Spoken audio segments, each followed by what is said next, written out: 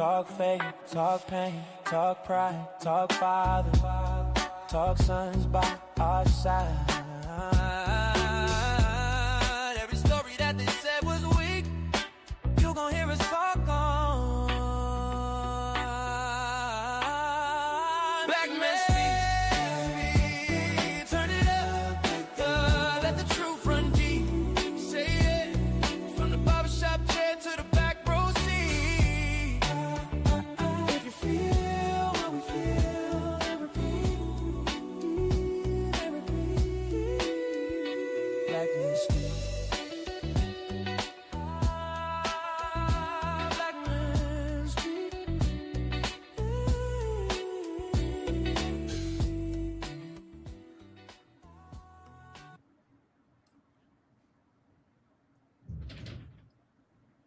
Well, welcome to Black Men Speak, podcasts where Black men share their stories, their journeys, and wisdom they've gained along the way. I'm your host, Keith Dent, and today we have the privilege of welcoming a man whose life has been defined by service, leadership, and the unwavering commitment to making a difference. Our guest is Dr. Erroll Southers, a nationally recognized expert in counterterrorism, a former FBI special agent, former assistant chief of police, accomplished educator, and one of the nation's leading voices on homeland security and public safety.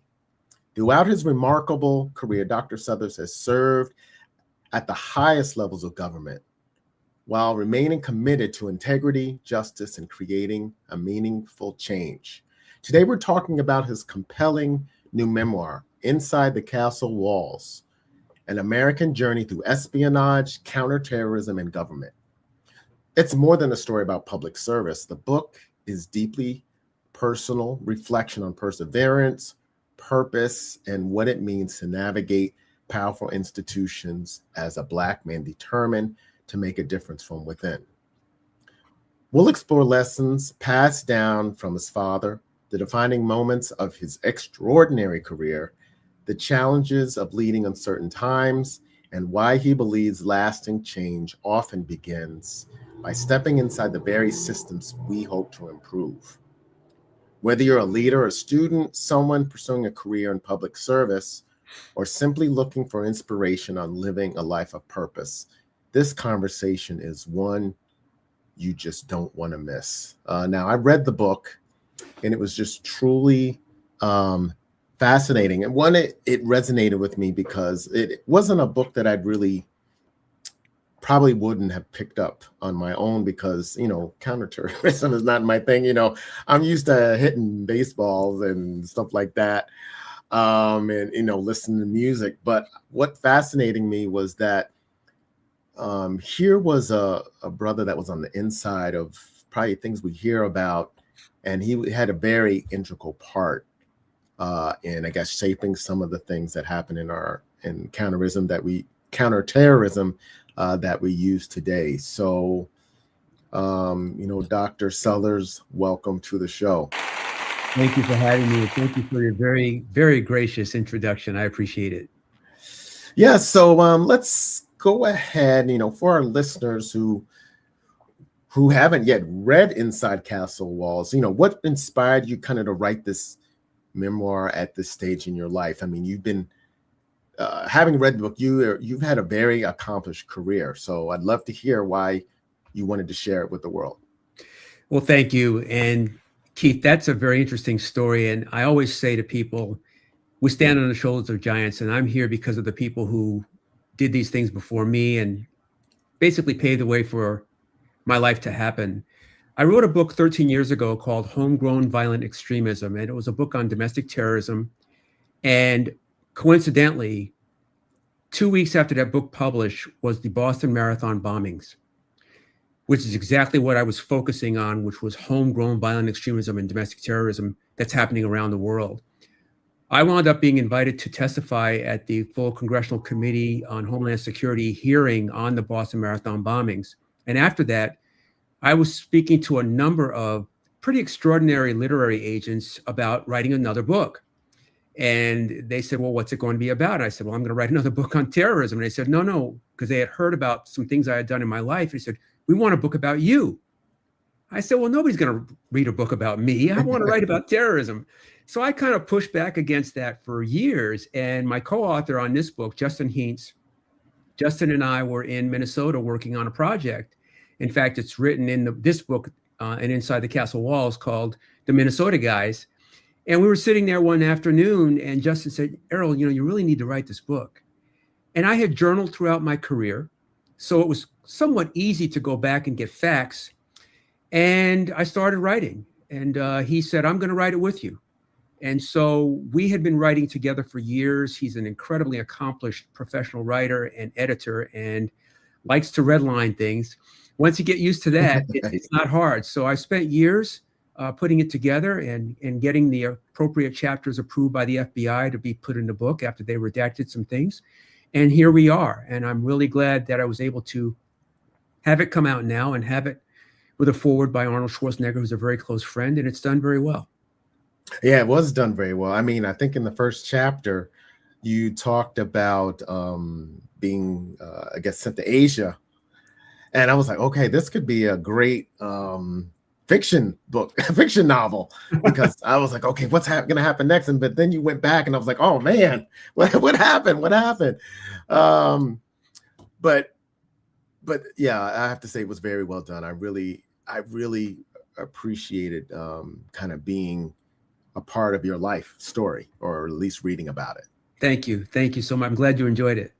So the title comes from advice your father gave you. So could you share that story and explain why it became the foundation of your career? Well, absolutely. Like you and every other Black person in this country, I had to talk with my parents when I was a kid, although we grew up in New Jersey and a very small town. And they educated my brother and me on what we needed to do when we came in contact with law enforcement. And I was stopped enough times for nothing other than walking while Black. And after one of those occasions, I came home just really incredibly upset. My dad was in his shop working, and I stopped and I said, Dad, I can't take this anymore. I told him what happened. He listened very patiently and looked over his glasses and said, you can't change the castle from outside the moat. You want to be or see change, be the change. And I didn't think much of it at the time, but over the years, it resonated with me. And so I was bused across town to an all-white school. I was one of 4 Black kids, the only male in the school. And I did very well. Both my parents were very well educated. And as time went on, I realized more and more what he was saying to me, that all of these systems that are designed to not include us can be changed or reformed if we are in the room when those decisions about policies and processes are being decided. And so that inspired the title of the book, and it's worked very well. And you can stand outside the castle and throw rocks against the wall. You can be inside at the table with the knights and the king. And so that's where we are. Yeah. Absolutely. Yeah. I guess the school thing and the busing really resonated with me. I had been bussed as well in the 70s when we lived in Ohio. So I really got the sense of let's say the pain or just some of the challenges you had to go through. Yes, as well as I do. I mean, the N-word was just part of my classmates' vernacular. And a spoiler alert for the people who read the book, N-word, no offense, was like one word to me. I heard it so often. And they were just so casual about it, and you get used to it, unfortunately, but it was a survival mechanism for me and my friends to get through. And like you, my parents always instilled upon me that I had to be twice as good. It was nothing that we couldn't do. My mother was the first Black woman to graduate from the Rutgers School of Pharmacy, which I'm extremely proud of. She was the first person in our family to have a college degree. She had 2 graduate degrees before I even got to Brown University. So I'm very proud of them. And they set a very high bar, and I'm glad that they did. And as you said, it was tough, but when you get used to being the only person in the room, it's a matter of belonging. And I never felt like I didn't belong there. And that really helped me throughout my career. Yeah, that's great. And so I think one of the things that I didn't get the sense of, and maybe it might have been something that you just didn't write about, but I'd love to hear about is that, you were working on the inside of institutions, and we know as Black Americans, it's always those institutions like law enforcement, and kind of now with just people of color or brown people, the whole immigration department or anything governmental can be seen as with some skepticism. So how did you reconcile just serving in those institutions, amongst Black Americans while remaining true to your values? Well, one of the things that you obviously have occur in those institutions is you become close knit with the other brothers and sisters who are there.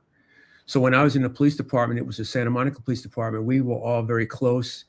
And I worked in units there where, especially when I worked in specialized enforcement, when I worked gangs and narcotics, and there were some things that officers did that were beyond the pale in terms of how they treated people of color. And we called them out on it. And there are some challenges and some risks when you do that. I reached a point in my career, and I don't want to ruin the book for people who are going to read it, but they will read about things that happened to me and other Black officers at Santa Monica because we pushed back, because we weren't going to tolerate some of the things that they were saying to people in the street, because we were not going to subject them to laws and things that were on the books that they were doing, certain things off duty that were similar to that. So it was interesting. And I finally left Santa Monica PD. That was part of the reasons that I did leave. But I will say this, since my departure, they've had 3 Black chiefs and have a Black chief now. And so it worked out quite well. But as I said in the beginning, we stand on the shoulders of giants. And there were people at that department before me who looked like us, who went through some things. And I wasn't going to leave because of that. But I mean, it was one of the things that influenced me with making that decision at the time. But you don't ever want to give up your integrity. And we are always going to be seen as the other by the community. When you're in law enforcement, those things happen. But we did have relationships with people in the community to the point where there was a level of trust and we could get some things done. And I was very proud of that. And I live now being able to say, I never disrespected anybody in my law enforcement career. Anybody I ever took to jail was treated like a person, was treated like anyone else. And I'm real proud of that. And that's something I insisted from my partners, Black and white. And for the ones who didn't quite understand that, we didn't come to blows on it, but we came close. And I just told them that's not going to happen as long as I'm in your presence. Yeah, and that was definitely one thing that I saw that was evident. Just the humanity you brought to the job, especially in the law enforcement position.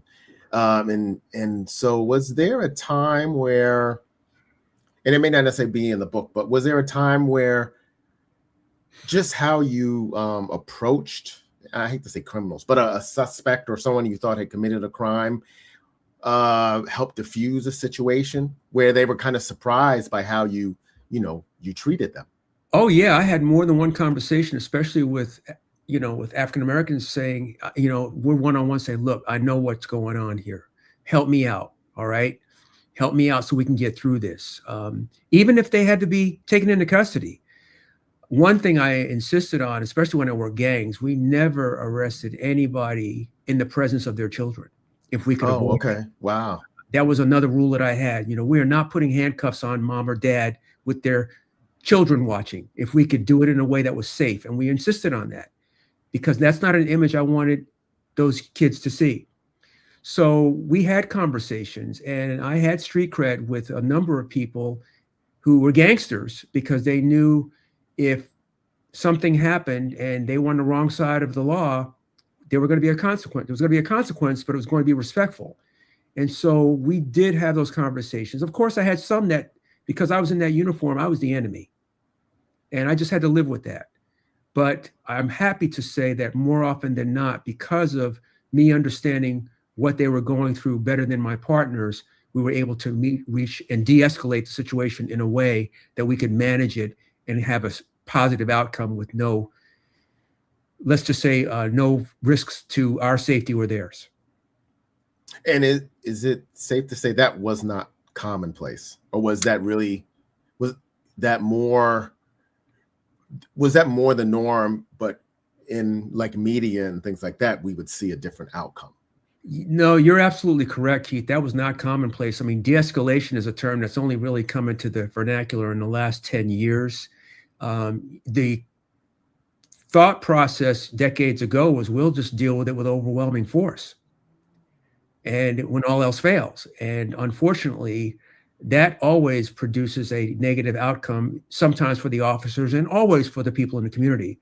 So we had to get away from that way of thinking and deal with it in a way that was a little bit more humane and empathetic. And there's nothing wrong with, and it's unfortunate that people have embraced this notion today of, if you will, professionalism. There is nothing wrong with apologizing or saying you did something incorrectly. We all have character flaws, and the sooner that officers understand that, and the sooner that people understand that you can apologize and still move on, I think the better the outcomes will be for everybody. Mm-hmm. Yeah, absolutely. So, I mean, during your time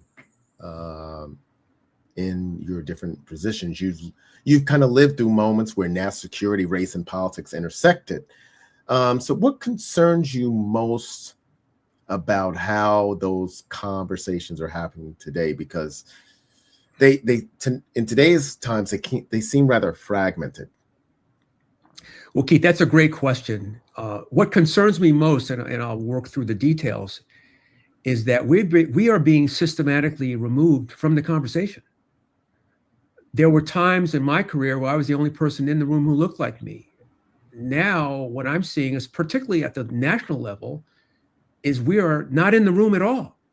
So that voice that can say, perhaps we need to consider this, or perhaps we need to entertain another option, there's no one there to voice that opinion, because there's this homogenous demographic that's occupying the room.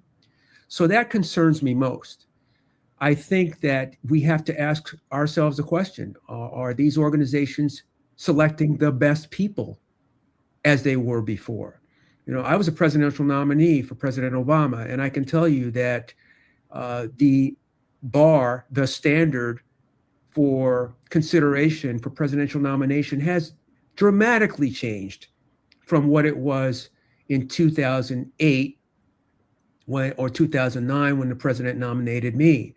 The resumes, the expertise, the experience, the body of work that people had was just extraordinary. I was humbled to be amongst those people. That is not the case anymore.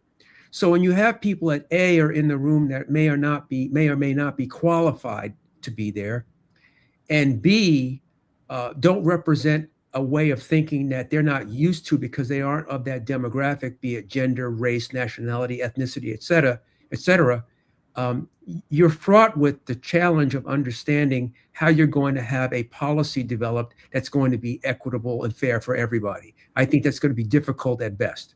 And so that's what concerns me today, is the absence of critical thinking and the absence of a diversity of thought. Okay.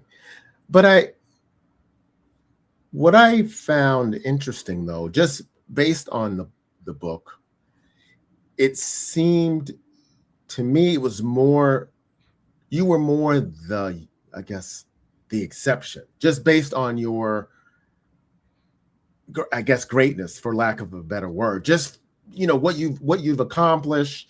I mean, yes, you did have some mentors along the way, and I'm not trying to give anything away, but you know, Arnold Schwarzenegger was one of your close friends, and would you say, you know, just his, I guess, your friendship helped vault you in places that you might not have got in if that hadn't happened?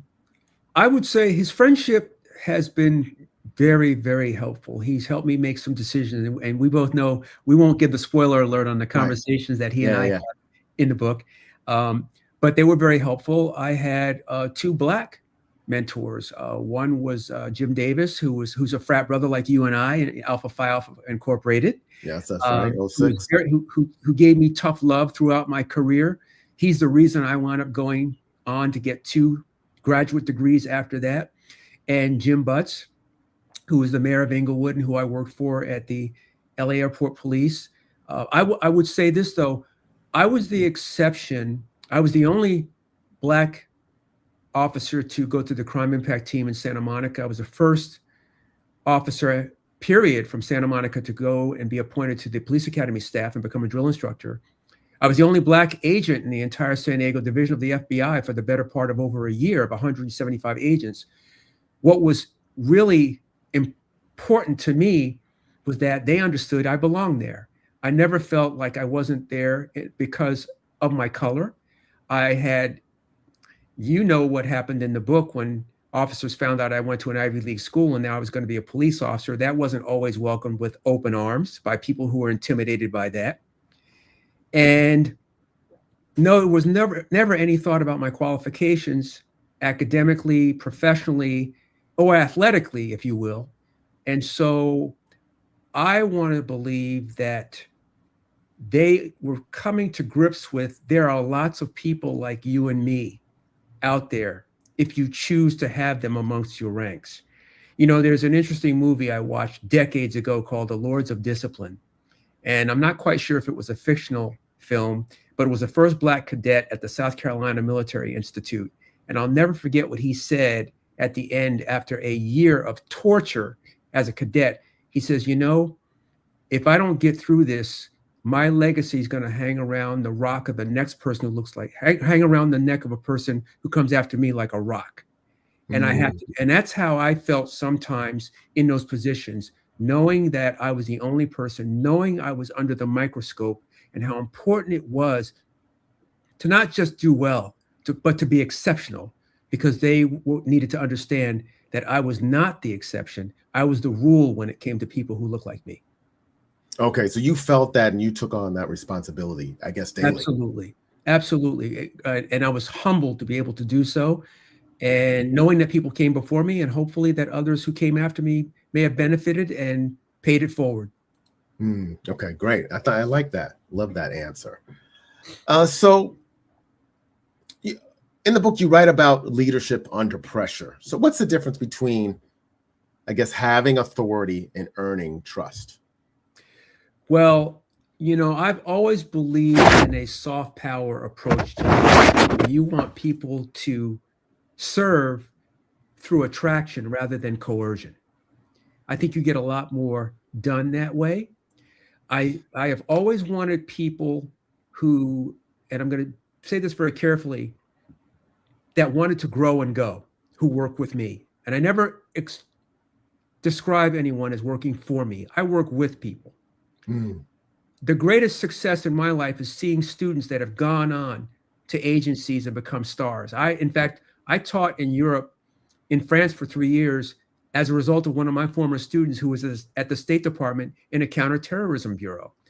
I've seen others, grow and go to become FBI agents, State Department, other 3-letter acronym organizations who I've worked with.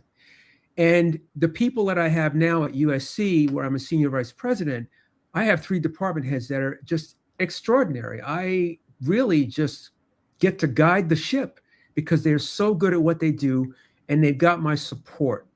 So as a leader, I think it's very important to let people know that they have your support, that you'll let them know when there's a difference of opinion. I'm saddled with, of course, making the ultimate decision, but they want to be heard.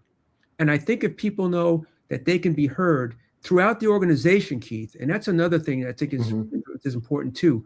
All the organizations that I've led, I've known the people in the command structure and I've known the people on the line. And that's really important, that people on the line realize that they have your ear. They don't need to necessarily go through the chain of command to let you know they have an idea. If you have 1,000 people working for you and you have 10 in the command staff, you can listen to the 10 in the command staff or the other 990 that are out there doing things every day and have ideas. And I think that's very important. Very important, yeah. I wish more of our leaders could have that idea, because there are people that could change your organization, but they usually don't have a voice. So love that. So kind of switching gears to the intelligence side Mhm. of your career, and as someone who's seen intelligence and law enforcement from the inside, what do you wish the average citizen understood about the difficult decisions made behind closed doors? The ones that we don't see on TV. Well, the first thing I'm going to say is that we have to understand that there is no 100% solution, especially when it comes to risk or safety or security. We feel as the United States, because we are militarily superior, because we have a financial system that can support practically anything we want, that you can buy your way to security. That is not true. They forget the most important element of this equation, and that's the human factor. So that's one thing I wish people would understand. We are not risk-free. There's always risks and there are always costs to what we do. And when you make these decisions, you have to weigh those things. And that's what happens all the time. And it's a dynamic process. So, the things that we may do this week in the global sense of what's happening may be different next week or even tomorrow based on the intelligence that we get. Intelligence is constantly flowing. We have to determine what's actionable. And based on that, we make decisions. I'll tell you that being someone who looks like me, when we talk about the undercover operations that I described in the book, there was a tremendous advantage to looking like me, especially when it came to some of our adversaries who didn't believe that the FBI had foreign counterintelligence agents who looked like me. Mm. And it put me in a position to really manipulate some of the targets that I worked against, because the last thing they would have believed is that I was an FBI agent. So it worked out rather well. And I was able to gather intelligence and gather information that, quite frankly, perhaps someone else may not have gotten, for the fact that they may have been more suspect quicker than I would have been in my position. So that was the fun part of it. Wow, that's fascinating. And you would just never, think that. I mean, but I guess it also must have been pretty interesting to get to, I guess, play a character that was not someone that you were not used to playing, or just be a different person in those instances. Yeah, and again, it's funny you should ask what people don't see in the movies. So one thing I want to always clear up is that I'll speak for the FBI. When you go undercover, they don't take an agent who's not expert or has experience in that space and make them do something they cannot. So, for example, years ago when Keanu Reeves was in the first Point Break and he played an FBI undercover agent who surfed, he wasn't a surfer. Well, that's not what they would do. They'd find an agent who surfed.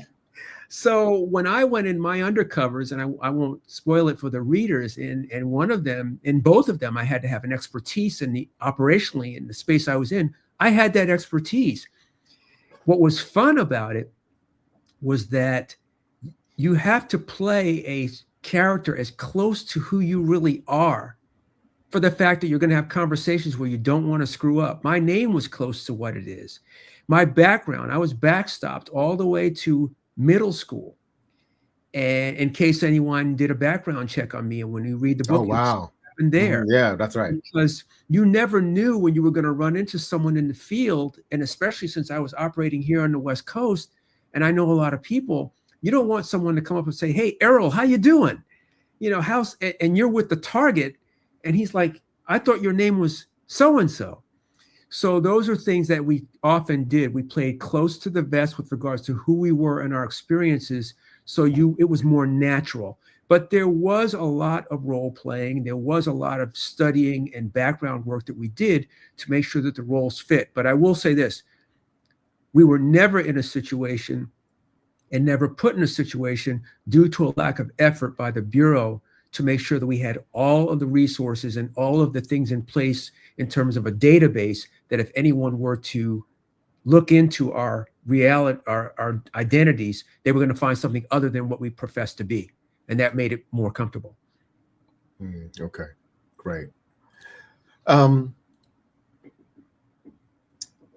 So kind of, since you talked about the identity as being a Black man,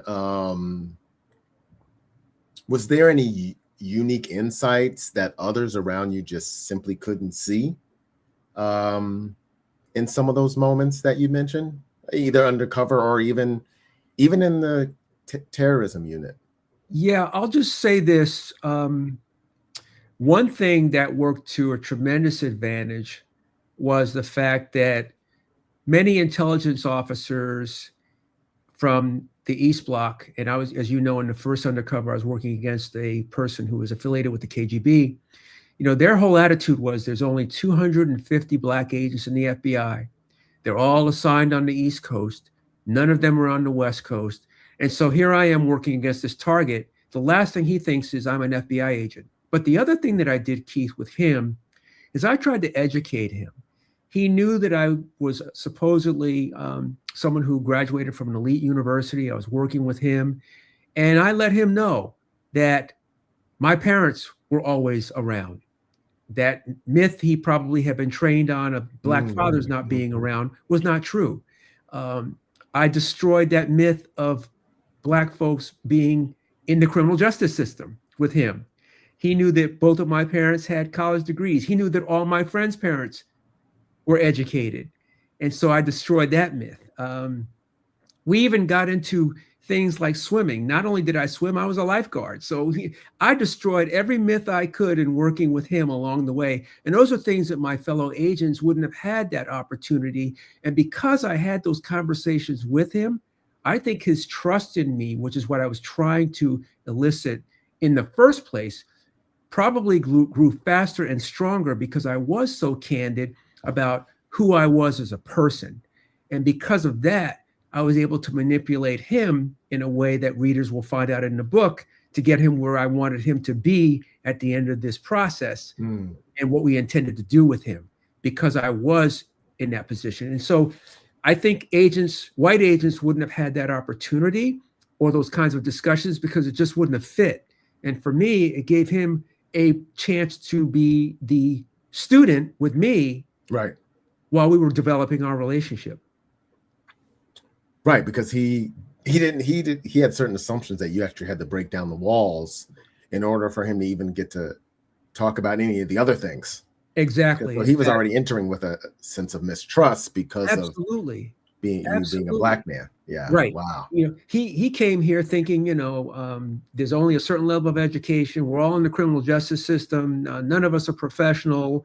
We all live in cities. Nobody has a home. I mean, I just blew that up. Yeah. Yeah. And we became quite close because of that. In fact, spoiler alert, I used my relationship with my father to steer him into where I wanted him to go at the end of that operation. And it worked out quite well. Right. And so for that, I guess any of those undercover jobs that you had to go, what was the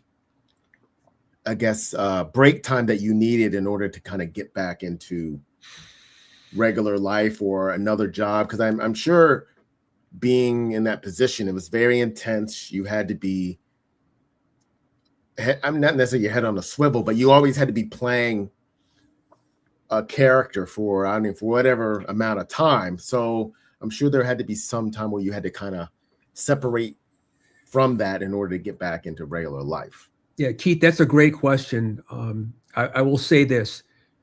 It's an interesting process to be onboarded as a UCA, an undercover agent. And they had conversations with me between San Diego and Washington.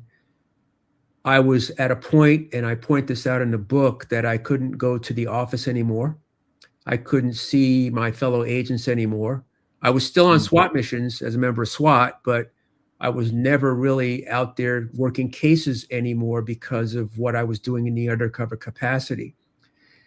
The transition is like from Friday to Monday. I mean, once that operation ends, you're back in the office, considering that target is no longer in the country or not, and you're able to transition right back into it.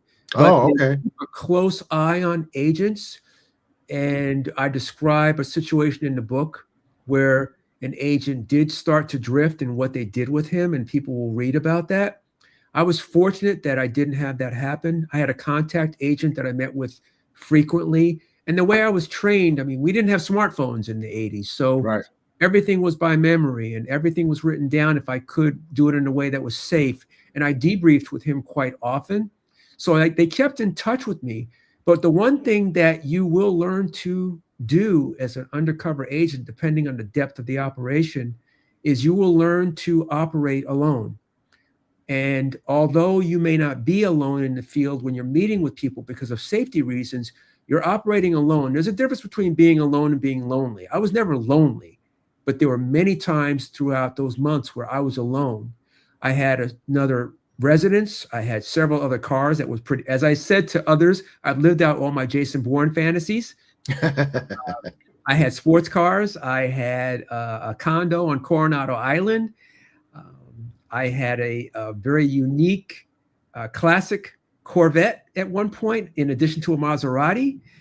And it was an interesting life and it was fun. But there was a mission involved and it was really intense. And there was a lot at stake and we were quite successful.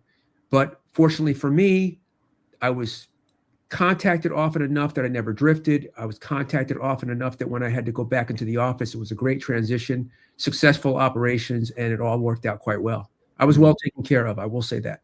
Gotcha. Okay.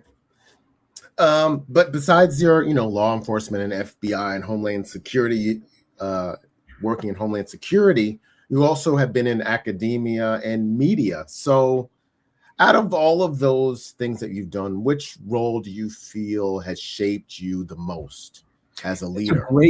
That's a great question, Keith. There's three. I've often joke and say I'm a person who can't hold a job, but I've done so many things and it's all been opportunistic. And I've certainly not had a linear career when you consider that I went to undergrad and was pre-med and left medical school to make a hard turn and go into law enforcement. But when I served in the governor's office, when I served in Governor Schwarzenegger's administration, I was responsible for the Office of Homeland Security in his office. That was a stream that I really enjoyed. There was a time where I was the assistant chief of police and responsible for Homeland Security and intelligence at the Los Angeles World Airports, which is the world's largest airport police department. And my current role is a senior vice president, where I have safety and risk assurance for the University of Southern California. So when you ask me which one was, I'll just say it, was the most fun, I'm still having fun. I enjoyed all of them, but they were all quite different. One thing it did for me in the way of leadership is it made me become someone who really engages in enterprise leadership, knowing how to reach across sections, departments, government levels, local, state, federal, internationally. I've become pretty good at that because of necessity in those roles.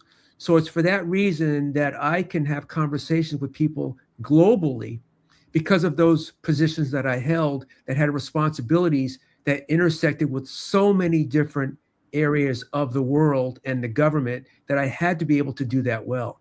So I have enjoyed all of them and still do. They were all quite challenging. And the interesting thing about your question is, now that I think about it, the governor's office position as deputy director for critical infrastructure protection, the airport police assistant chief position, and my current role as associate senior vice president at the University of Southern California were all inaugural positions created in those organizations that I filled them initially. So I got to essentially build the departments and build the role. And that's a tremendous opportunity to be able to have a blank canvas. And the leadership that I worked for at the time in all three of those organizations let me do the painting, and the results worked out quite well. So I was honored and humbled by the fact that they had that level of trust and let me do that. Okay, so that leads to a different question. So what are the three, I'll just say three skill sets that were the individuals that appointed you felt you had to build out that canvas? Well, they all believed I had the experience and expertise. So that worked out quite well. They all knew that I was interdisciplinary And I think that was very important. And you'll see for readers, they'll understand what that really means when I talk about some of the countermeasures and prevention measures we put in place at different organizations to detect and deter and defend against what we were working on. And last but not least, I think I have decent people skills. I love people. And I embraced the folks who worked for me, worked with me. And I think that was critical. So between the expertise and experience, being interdisciplinary, and being interdisciplinary means you're going to be innovative. There was no one way to do something. I'm going to say this at the risk, and I don't want to sound arrogant, but in each of those three positions, I let the people who select me know, I'm not going to do this unless you want to be the best in the country, the state, or the world. And they said, okay, let's do it. And so it's worked out rather well that I've had that kind of latitude to try almost anything in furtherance of excellence and in furtherance of success of the mission. Okay. Yeah, that's great. So in the book, also one of the other things you explore both espionage and personal conviction. Which mission proved more challenging to you, or just how you approached it, protecting the nation or protecting your own integrity? That's a really good question. I will say this. It was never a zero sum for me. It was never an either or question. I believe that both were paramount, both my personal conviction and commitment to the mission. Even playing the roles that I played, I never lost who I was in the process. And I didn't let that happen. You know, I could have very easily in either of those missions decided that I was going to play a role that the adversary expected me to have. Like the first undercover, that I was some aloof Black guy who, you know, got in trouble as a kid and didn't know right from wrong. And I wasn't going to do that. What I did is I spun it and enhanced my integrity by educating him and others about what Black folks can and do here, and that I was not the aberration when it came to people here. So it was very important to me to maintain my integrity. That was my personal conviction there, was to maintain my integrity while also maintaining the integrity of the mission. And in no case did that ever run up against each other with regards to me having to do or say something that I wasn't going to be able to hold true. Okay. Great. Thank you. So just a couple of more questions, and I may just have throw some rapid fire quick ones at you. Okay. What was there a particular chapter where you found the most difficult or most rewarding to write? If so, which one? And you can pick. Okay. Well, I'll do both. Okay. Obviously, the most difficult and the hardest, and I will say this because I've had a number of people come to me now who are interested in writing memoirs, which I think is great. I don't think anyone should be able to tell your story except you. Chapter 10, Hijacked, when I was President Obama's nominee. And for those who already know the story, my nomination, despite, by the way, the TSA Assistant Secretary or Administrator is, I do believe, the only Senate confirmed appointment where you go through 2 full Senate hearings before you're up for a vote. And I successfully navigated both of them to be held by a senator, and then eventually I withdrew. That was very painful for obvious reasons. I mean, here I was, a young man like you from Jersey, who grew up and worked very hard. And never in my wildest dream did I expect 2 things to happen. A, we'd have a Black president, and B, I'd be his first nominee to head one of the largest entities of the nation's homeland security apparatus, which is the Transportation Security Administration. So it was huge to not be able to get confirmed and appointed. There were a lot of people on both sides of the aisle who supported me. And I will say this, that it was a tough decision, but it was the only decision I could make when I withdrew, because I was thinking of things much larger than Erroll. There was the president of the United States. The president, as you know, was trying to push through the Affordable Care Act, and he needed to focus on that. And, you know, I'm a big Star Wars guy too. Yeah, So yeah, absolutely. every year I when we have Halloween, I dress as Obi-Wan Kenobi. Every year? Every year. Oh, wow. And if you remember when he finally had that last face-off with Darth Vader, and Darth Vader said he was going to strike him down. He said, if you strike me down, I'll be more powerful than I was before. Well, that's how I felt when I withdrew from the nomination, because after that process was finished, the requests from around the world, because I had been President Obama's nominee and they knew what that meant, were just unbelievably countless with regards to access that it gave me. So that was the most difficult chapter to write. The most rewarding was chapter 2, School Me. And we've talked about some of that when I was bused across town. The things that happened as the only Black male in an elementary school, and growing up in a neighborhood where there was a elementary school 5 blocks from my house and having to go across town, to go to Brown University.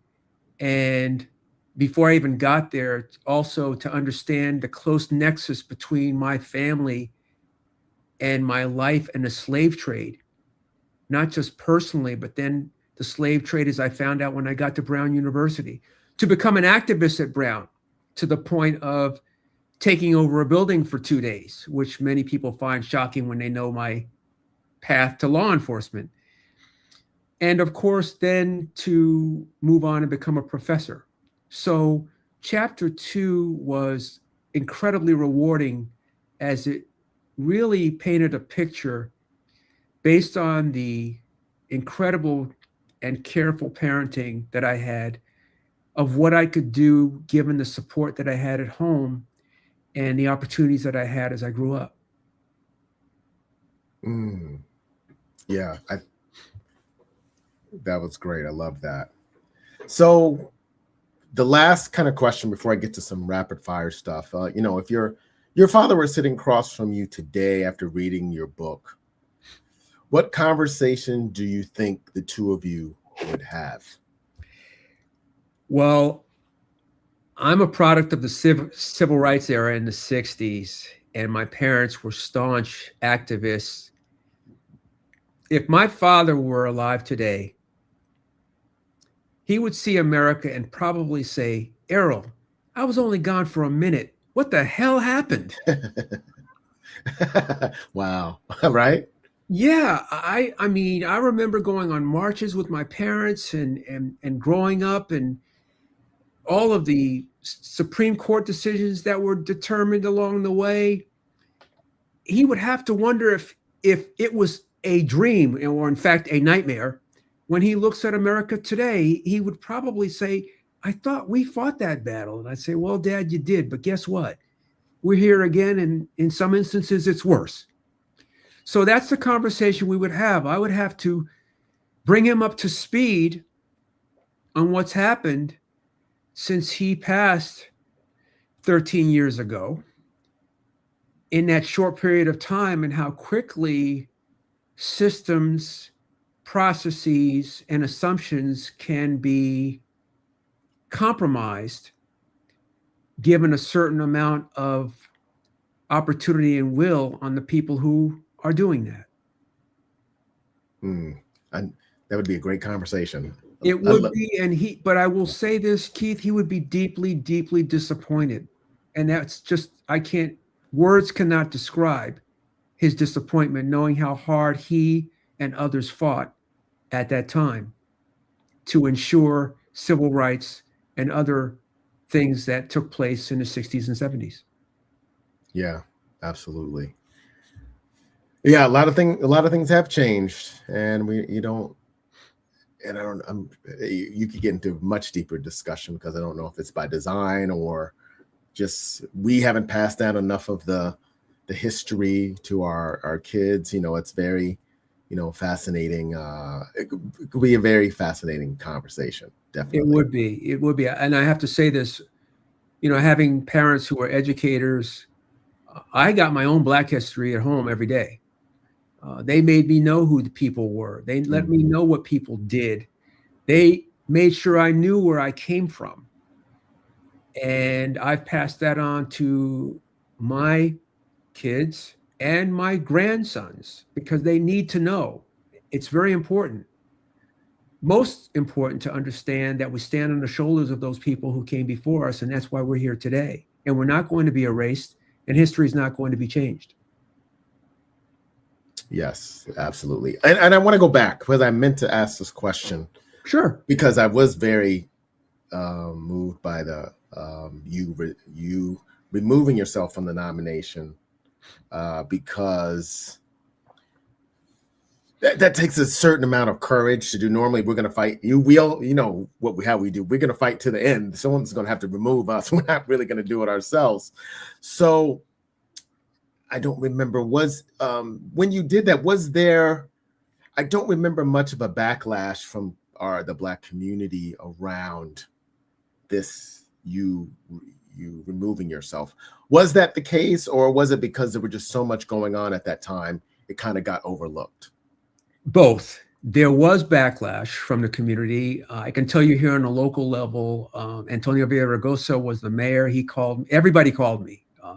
The mayor spoke to Arnold, spoke to others. People were deeply disappointed, but they understood it was at the same time that President Obama was pushing through the Affordable Care Act and did not need any other issues to affect that outcome. So for me, easy decision. Look, I am not going to be some point of discussion that affects his furtherance of healthcare. And I wasn't the only person who withdrew during that time frame. I met several others who withdrew because of the fact that they were being held. And I want to say this, since we're talking about it. You can always cloture vote a nominee, and you can always recess appoint a nominee. And President Obama decided, we're not doing that. I want people to go through the process. I want there to be a vote, and they're going to be appointed. That's not how it is anymore. And I respect that. I respect his integrity, and so did everyone else. That's how the rules were set up. That's how the Constitution laid it out, and he played by those rules, and I really respect that. And if I had to do it over again, I would do the same thing. There was nothing more important than the president and this country, and I think I did the best thing and only thing I could have done at the time. Okay. And before we get to the fun questions, last one, because I know you are in academia and there are sometimes young people that do listen. What are some of the things that they should do to prepare themselves for leadership, or just, the world and what they want to accomplish in life? Well, Keith, I'm glad you're asking that question. First of all, I'm happy to hear that there are still people who believe in academia. We have a notion now that academia is not important and you don't need it anymore. Well, I want to go on the record. There will never come a time on this planet where people who look like you and me have the luxury or the privilege of not having an education. And no one who is out there watching or listening to this should ever think that that's going to be the case. Because as soon as you don't have it, that will become the bar, the threshold that you'll have to meet, and you will not be prepared. The second thing I will say, and I think that they're doing a decent job of it, is they need to embrace the change that's coming with artificial intelligence and other things that are out there. I have students walking in now and saying things or asking me the question, Professor, what should I be doing knowing that AI is trying to take my job? And what they need to do is embrace AI and understand that they can enhance their opportunities with AI. So it's those kinds of things. I think they need to lean into mentorship and reach out to people who are their professors, who are their teachers, who are their deans, and talk to them, because we understand what the disciplines and the fields are demanding. And the fact that I'm not in the classroom as much as I was before doesn't slow the pace of people who reach out to me for mentoring and career development advice all the time. Take advantage of that. We want to see our students do well. So they should ask those questions. But I'm just happy to hear, I can tell you, speaking for the University of Southern California, there is no attrition in our applicant pool. And people want to go to universities. They want to be educated. And I'm encouraged by that, because I do know that there is this movement out there to decrease the importance of a formal education. We don't have that luxury, and don't ever believe that's going to be the case. Okay, great. Thank you for that. All right, couple of fun questions, Okay. and then we'll close out. West Coast or East Coast? Wow. Okay. You're putting me on the spot. I'm going to say this. I grew up on the East Coast. I'm glad that I did. I grew up 25 miles from Manhattan. I had an uncle who lived 2 blocks from the Apollo Theater. I mean, I've seen everybody, okay? Smokey Robinson, James Brown, Roberta Flack, Donny Hathaway for $7.50, gone to Broadway plays. What can I tell you? And so I'm happy. I went to a university in New England. I'm happy about that. But I hated the cold, Keith. Oh, you okay? Okay. All right. So, all right. When I told my father, I said, Dad, I'm moving to LA. He said, good for you. I'll come and visit. And he did. So I'm glad that I did. I'm happy I experienced the East Coast. It is very different. And I'm very proud of New Jersey. Myself and 3 other classmates graduated from a public high school in Scotch Plains Fanwood High School and went to Brown University, and we all graduated on time. So public education is important. My wife was a public education teacher here in Los Angeles for 21 years. It is important. I don't know that I can say that for across the country, but I'm really glad that I did that. At the same time, I gave my brother all of my winter clothes, and I don't wear them anymore. Okay. So here I okay. am. All right. Well, you're not going to be able to be politically correct on this one. This called Lakers or Knicks? Well, I'm a college basketball guy. Okay. And I'm a women's basketball guy. Okay. So there is no better team in the country, all due respect to Dawn Staley, than our USC Trojans. Watch them this year. As long as Juju comes back. Juju Watkins, Juju's back. Jazzy's back. Okay. We got 2 number 1 recruits at forward and guard. We are going to be scary this year. So I will say this, That's though. all I'm You're going to be disappointed, Keith. My dad, even though we lived, and you know where we lived in Jersey, he had season tickets to the 76ers. Oh, my goodness. Okay. Well, I mean, I get it. I understand. Okay. I understand. That's awesome. But I will have to say this. I mean, all due respect. When I think Lakers, and there are some greats. I saw Kareem Abdul-Jabbar was the commencement speaker for my wife when she graduated from UCLA. But all due respect to Kobe, Kobe was special. And I'm so glad he was a Laker, started and ended as a Laker. And I will always be proud of what he did on and off the court. And he has some incredible programs going on in South LA now. We have an entire gym that Vanessa built and a program that she's built out here. Oh, nice. And Kobe gave back. And I get emotional when I think about him now. He was special. Great. So as we close out, give me one sentence or one word that should compel someone to read your book. Well, I am not going to be original. I'm going to quote our frat brother, Dr. Martin Luther King Jr., and it is the next to last line in the book where I wrote, Dr. Martin Luther King said, "The ultimate measure of a man is not where he stands in moments of convenience and comfort, but where he stands at times of challenge and controversy." That's what I think we should live by. Look into that mirror and decide what you're going to do. And the only person who you can be honest with is the person who's looking back at you. Great. Dr. Southers, thank you for joining today. I really appreciate it.